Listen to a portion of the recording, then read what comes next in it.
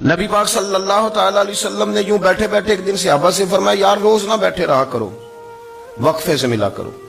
کچھ لوگ زیادہ ساتھ رہنے لگتے ہیں تو ادب نہیں نہ رہتا، ان کو احساس نہیں ہوتا کہ میں کیا کر رہا ہوں۔ تو نبی کریم صلی اللہ تعالی علیہ وسلم نے صحابہ کے مجمع پہ نظر ڈال کے فرمایا، حضور فرمانے لگے روز نہ ملا کرو، وقفے سے ملنے سے محبت بڑھتی ہے۔ حضرت صدیق اکبر بھی مجمع میں بیٹھے تھے، وہ بھی 3 نمازوں میں نہ آئے تو پیچھے ہی نماز پڑھ کے چلے گئے۔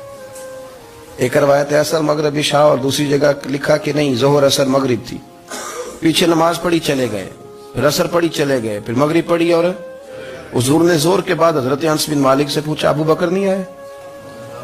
پھر عصر کے بعد پوچھا ابو بکر نہیں آئے؟ پھر مغرب کے بعد پوچھا ابو بکر نہیں آئے؟ تو حضرت انس بن مالک کہتے ہیں میں بھی حیران تھا کہ وہ نماز تو پڑھ کے گئے ہیں، اور حضور کا طریقہ تھا کہ سلام پھیر کے پیچھے دیکھتے تھے، تو حضور نے دیکھ لیا، پھر بھی 3 دفعہ پوچھا کہ وہ آئے نہیں؟ سمجھے میری بات کو؟ حضور فرما رہے ہیں نماز پڑھنے تو ساری دنیا ہی آتی ہے، وہ تو اسپیشل آیا کرتا تھا، وہ آیا نہیں؟ آئے نہیں جناب صدیق اکبر؟ تو حضرت انس کہتے میں نے جا کے دروازے پہ دستک کی، حضرت انس قریب رہتے تھے نا حضور کے، تو نبی پاک کے لاڈلے تھے، تو پھر لوگ بھی ان کا لاڈ دیکھتے تھے کہ یہ حضور کا قریبی ہے۔ وہ کہتے میں نے دروازے پہ دستک دی تو حضرت ابو بکر صدیق فرمانے لگے کیسے آئے ہو؟ میں نے کہا یار آپ چنگے سیانے بندے، حضور نے 3 دفعہ پوچھا ہے، 3 دفعہ پوچھا ہے۔ تو حضرت سیدنا ابو بکر صدیق دوڑے آئے، حضور حکم ہو؟ نبی کریم نے فرمایا یار سارا دن تو نظر ہی نہیں آیا، تو کدھر تھا تو؟ سارا دن ملا ہی نہیں۔ اللہ کرے آپ کے اس جملے کے حسن کی سمجھ آئے۔ آپ دیکھیں جو چاشنی یہاں ٹپک رہی ہے، جو وقار یہاں ٹپک رہا ہے، ذرا اس کا مزاج کو دیکھیں، اور یار تو نظر ہی نہیں آیا سارا دن۔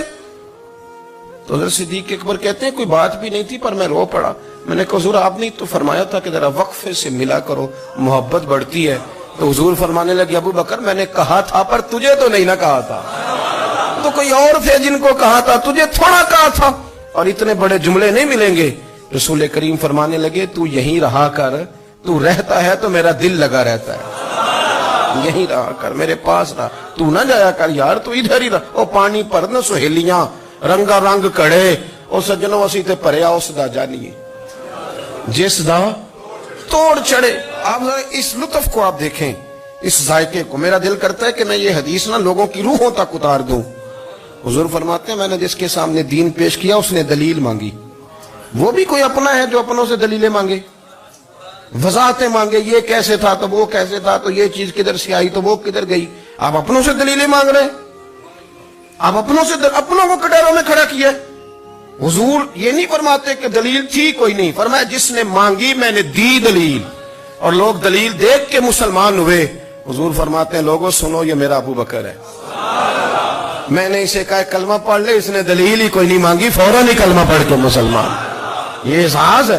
یہاں تو تھک گئے لوگ اپنوں کو دلیلیں دیتے، وہ جی ویسے کیسے تھا، تو ایک بندہ یہ کہہ رہا تھا تو دوسرا کہنے دے جو دنیا کہتی ہے، تو اپنی بات کر، تو بتا تو کیا کہتا ہے، اپنی رائے بیان کر، تیرا نظریہ کیا ہے، تیرا ذوق کیا، تو چھوڑ لوگ کیا کہتے ہیں، اپنی بات کر۔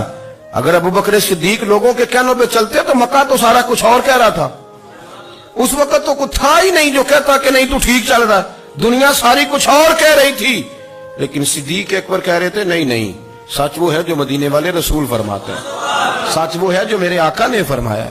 اپنی زندگی میں انہوں نے بتایا لوگوں کو کہ دین کا مزہ لینا ہے تو پھر ذرا غلامی کر کے آتا ہے، پھر ذرا پورا پیار کر کے آتا ہے، پھر پوری محبت دے کے پھر غلامی کا مزہ